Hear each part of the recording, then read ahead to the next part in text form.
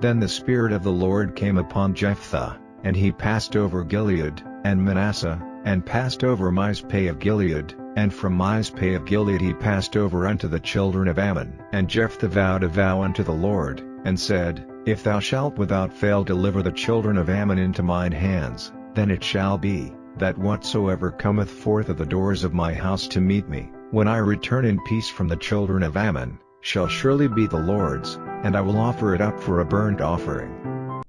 Now here we find ourselves with a passage that has been questioned a lot. Why did Jephthah sacrifice his daughter, and why did God accept the sacrifice? Judges 11, that Jephthah was in the middle of a battle.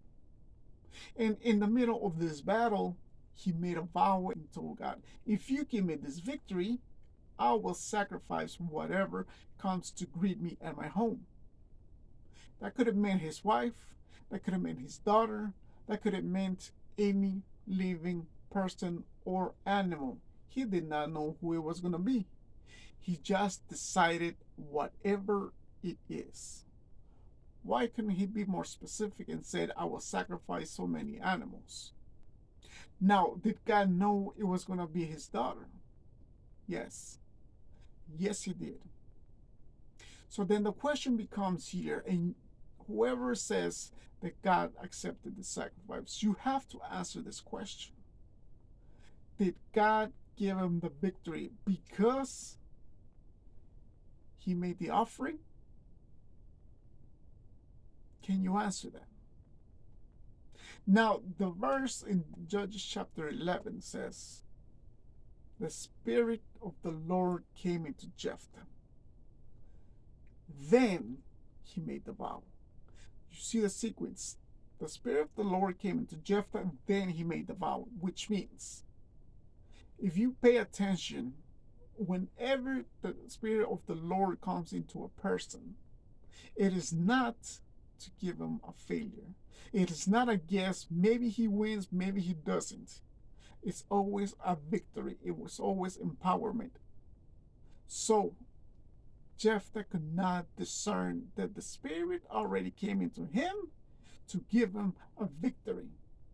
He decided to make the vow after the Spirit came into him. So that tells us that God did not give him the victory because he promised the sacrifice. But then, why did it still continue then?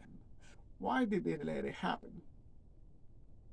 So when Jephthah came and he saw that the first person that was greeting him was his own daughter, he knew that he made a mistake.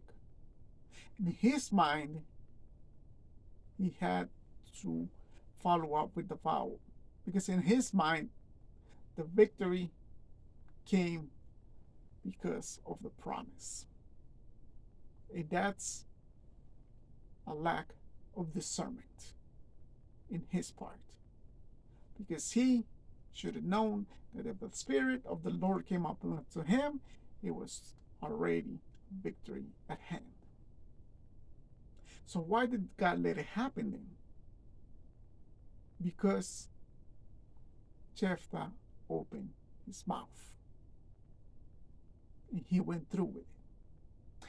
The difference between Jephthah and Abraham is God asked Abraham for the son, and then he said, no, because I already saw your heart. That is the big difference. Now, a lot of people are going to say, well, then God accepted the sacrifice. I will say unto you, no, he didn't. Because he was not going to back up on his word.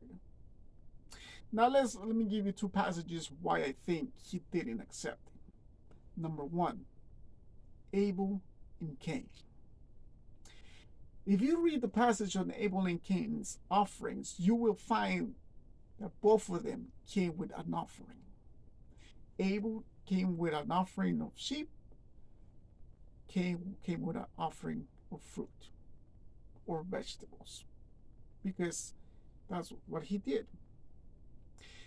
One was accepted and one was not, yet both offerings were performed. Now there's a lot of questions on why Cain's was not accepted, but it wasn't accepted even though an offering was performed. Now, let's go to another passage. When Samuel and Saul were in the picture, Samuel was going to sacrifice to God. Saul was waiting on the sacrificial place for 7 days until Samuel came.